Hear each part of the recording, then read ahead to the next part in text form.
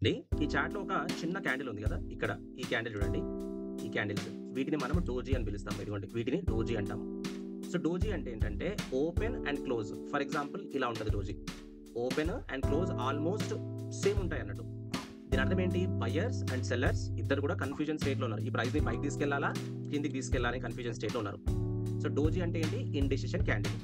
So, ఇలాంటి candle గనక మీకు చార్ట్‌లో గనక కనిపిస్తదని ఏ విధంగా ట్రేడ్ చేయాలి? ఫర్ ఎగ్జాంపుల్ ఇప్పుడు మార్కెట్ అనేది డౌన్ ట్రెండ్‌లో ఉంది. ఇదొక సపోర్ట్ లాగా నేను డ్రా చేశాను ఇక్కడ. ఇదిగోండి ఇదొక సపోర్ట్ ఇక్కడ నుండి ప్రైస్ పైకెళ్ళింది. ఇక్కడ నుంచి ప్రైస్ పైకెళ్ళింది. ఎప్పుడైతే ఒక సపోర్ట్ దగ్గర గనక ఒక డోజీ ఫార్మ్ అవుతే మనం ఎలా ట్రేడ్ చేయాలి? So next day doji form కాగానే అది మన యొక్క వాచ్ లిస్ట్ పెట్టుకొని నెక్స్ట్ డే క్యాండిల్ చూసుకోవాలి. ఈ డోజీ హై గనక క్లోజ్ అవుతే ఓకే. డోజీ హై వచ్చేసి 426 అనుకోండి. సో నెక్స్ట్ డే ఈ యొక్క గ్రీన్ క్యాండిల్ డోజీ యొక్క హైలో గనక క్లోజ్ అవుతే మనం ఎంట్రీ తీసుకొని దీని కింద స్టాప్ లాస్ పెడతాం. అండ్ నెక్స్ట్ ఇదిగోండి ఇదొక రెసిస్టెన్స్ రైట్. కానీ ఇది ఇక్కడ బ్రేక్అవుట్ ఇచ్చి పైకి వెళ్ళింది. సో పైకి వెళ్ళిన తర్వాత మళ్ళీ ఒక పుల్ బ్యాక్ ఉంటుంది. జనరల్ గా మోస్ట్ ఆఫ్ ద టైమ్స్ ఏంటంటే పుల్ బ్యాక్ ఉంటుంది. మళ్ళీ అదే జోన్కి వచ్చిన తర్వాత మళ్ళీ ఒక డోజీ మనకు. డోజీ అంటే ఏంటి? ఇక్కడ బ్రేక్అవుట్ ఇచ్చింది పైకి వెళ్ళిన తర్వాత మళ్ళీ అదే ప్లేస్కి వచ్చింది. సో ఆల్మోస్ట్ 480 దగ్గర ఒక స్ట్రాంగ్ సపోర్ట్ లాగా యాక్ట్ అవుతుంది.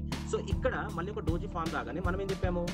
డోజీ యొక్క హైలో క్లోజ్ కావాలి క్యాండిల్. ఇదిగోండి ఈ క్యాండిల్ క్లోజ్ అయింది. సో నేను చేస్తాను ఇది ఇక్కడ ఎంట్రీ తీసుకొని డోజీ యొక్క లో ఏదైతే ఉందో అక్కడ నేను స్టాప్ లాస్ పెడతాను. సో డౌన్ ట్రెండ్ లో ఉన్నప్పుడేమో ఇక్కడ డోజీ ఫామ్ అయి తీసుకుంటాము. అప్ ట్రెండ్ లో ఇప్పుడు చూడండి ఈ రోజు క్లోజ్ వచ్చేసి ఆల్మోస్ట్ మనకు ఈ స్టాక్ వచ్చేసి 571 వరకు వెళ్ళింది.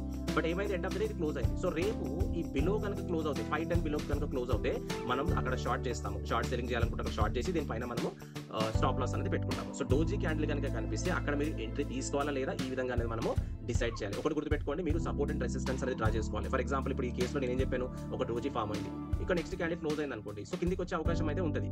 బట్ ఇక్కడ ఒక స్ట్రాంగ్ డిమాండ్ జోన్. సో ఇక్కడ మన టార్గెట్ అనేది అదే విధంగానే సెట్ చేసుకోవాల్సి వస్తుంది. సో హోప్ మీకు నచ్చింది అనుకుంటాను. నచ్చితే లైక్, సబ్స్క్రైబ్ అండ్ షేర్ చేయండి. So thank you so much for watching.